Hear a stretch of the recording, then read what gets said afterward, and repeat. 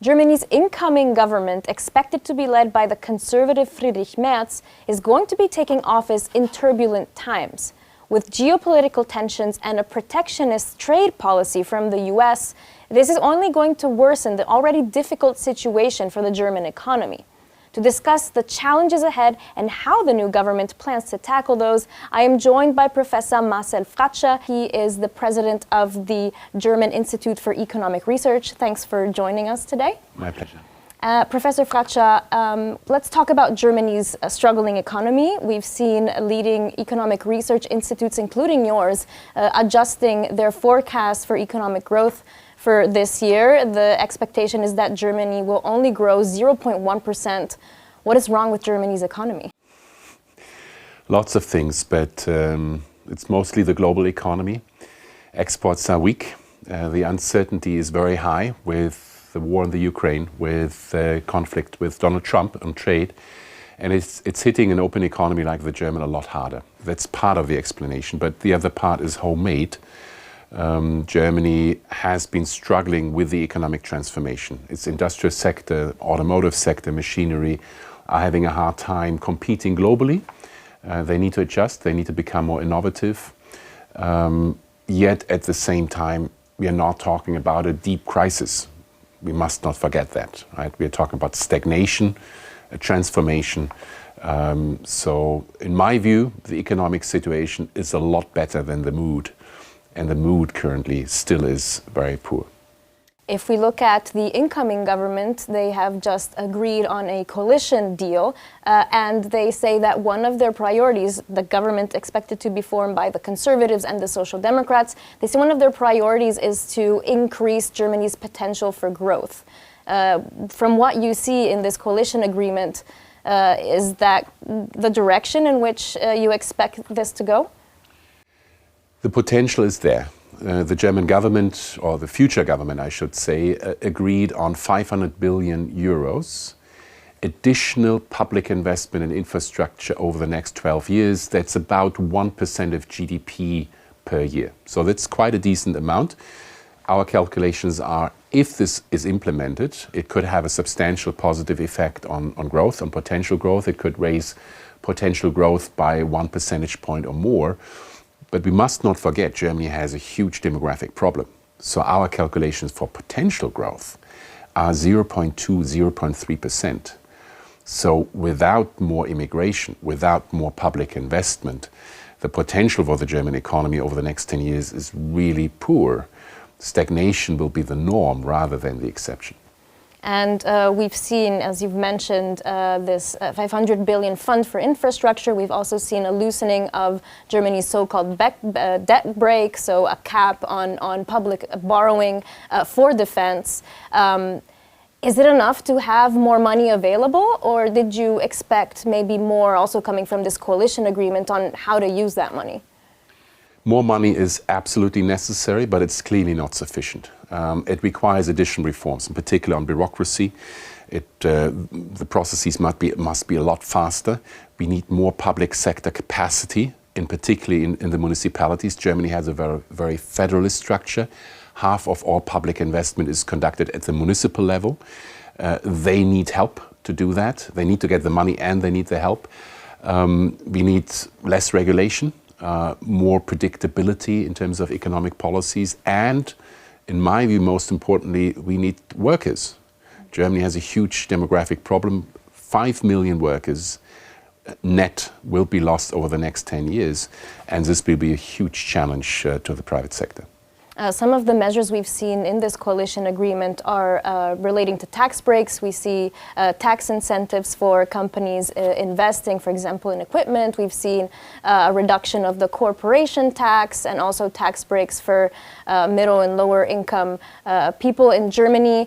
Do you think that will be enough to jumpstart the German economy, but also help German industry pick up pace again?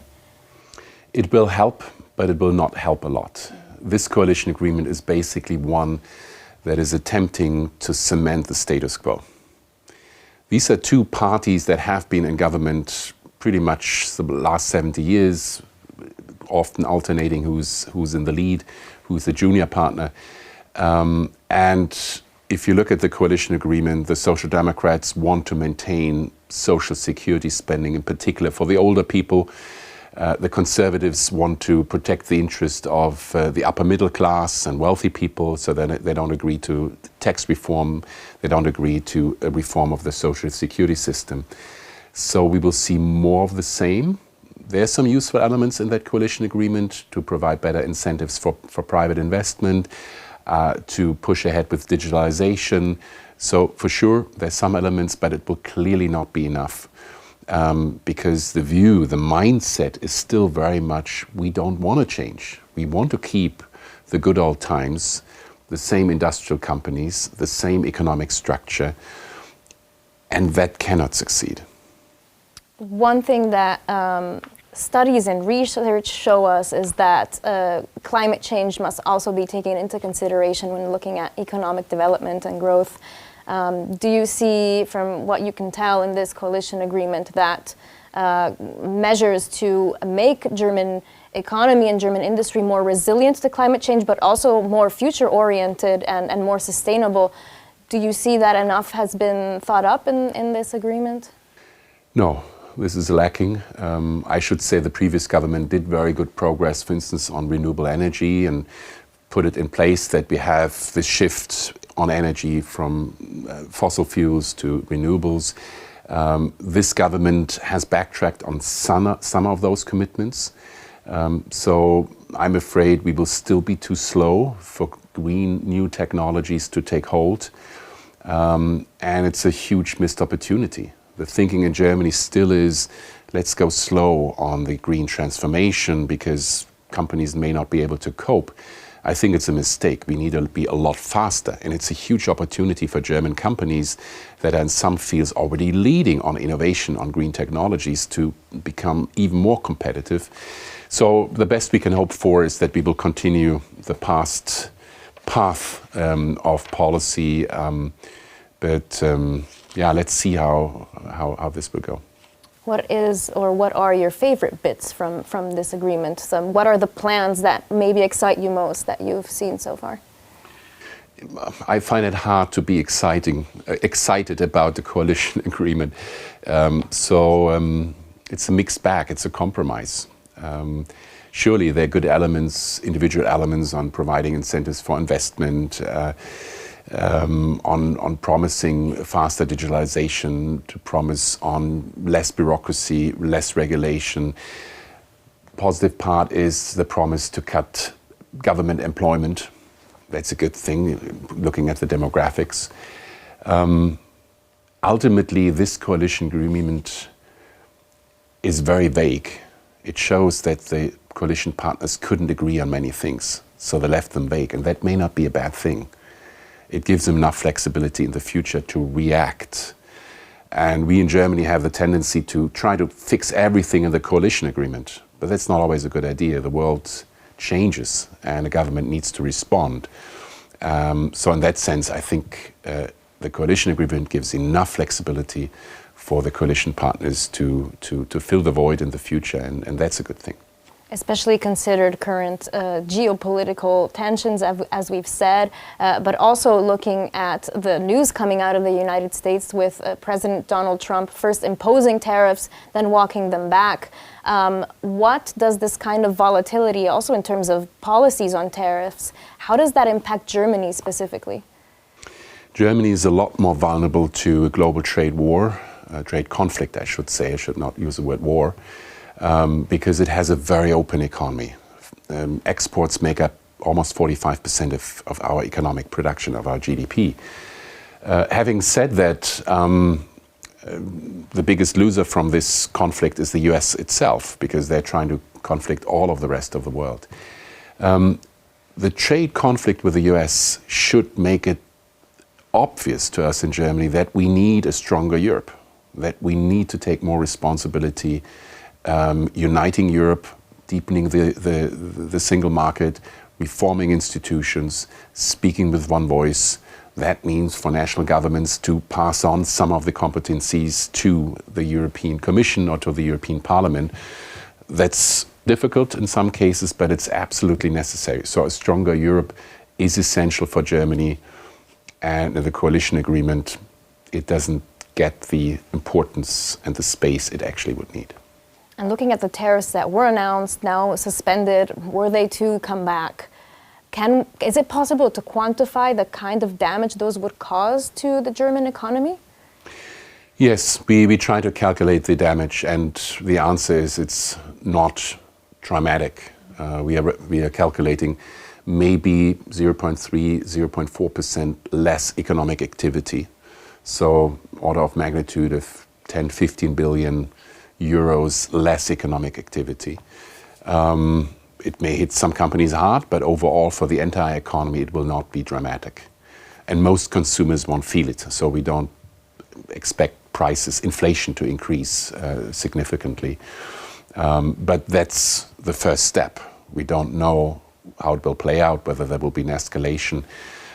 So we should be very careful. A lot can go wrong, and the worst is to have erratic politicians who don't want to be predictable. And given the situation with tariffs, given also the increased competition in terms of trade, if we look at China, but in general on the world stage, and being Germany's economy and its growth, especially export-driven, is it time for Germany to sort of reconsider this economic model and have a more radical change, or should it stay the course? It should double down and stay the course. The economic model in a world of trade conflict is even more important. It's even more important because what it means for Germany is to diversify. The economic model is the foundation of Germany's wealth. And what German companies need to do is they need to become less dependent on the US, less dependent on China, diversify their global value chains, their production patterns, focus on other Asian economies like India, Indonesia, or in Latin America, or in Europe. So it's a reorientation. It's not a change in the economic model that is the answer to that challenge. And can you see that, do you have the impression that Germany's politicians and political environment, and especially those who are now going to come into power with this new government, do you think there is an understanding of the challenges ahead and of what is necessary to overcome these challenges? There is very clearly the understanding of what the challenges are and how serious they are. I fear there is not a full understanding of what it requires. And I just mentioned it. Germany will be able to protect its own economic, social, political interest only as part of a strong and much stronger Europe as it is right now. So the next German government needs to take more responsibility in Europe. It needs to work with France, with others in Europe, with Italy, to reform European institutions, deepen the single market, have single regulation, have joint industrial policy. We need to understand Europe is Germany's best bet, best future that we can have.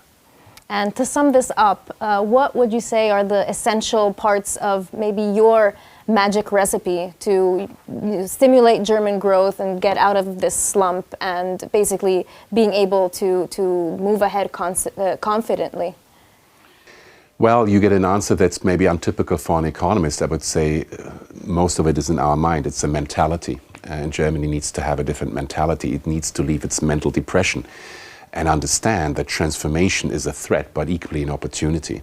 And Germany has managed the management of transformations in the past 75 years again and again very successfully. So we need to focus on our strength and see this as an opportunity for economic welfare, good jobs, but also more stable and a wealthier Europe. Marcel Fratzscher, the president of the German Institute for Economic Research, thank you for talking to us. My pleasure.